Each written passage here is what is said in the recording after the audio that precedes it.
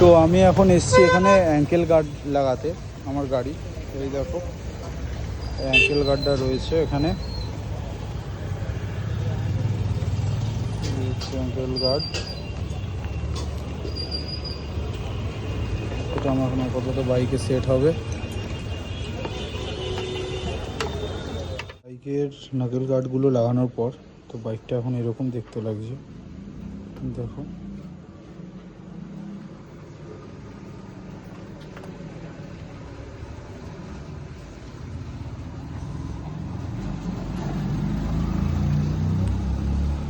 যখন তোমরা ভিডিওতে দেখবে এই হচ্ছে লুক আসবে বাইকের।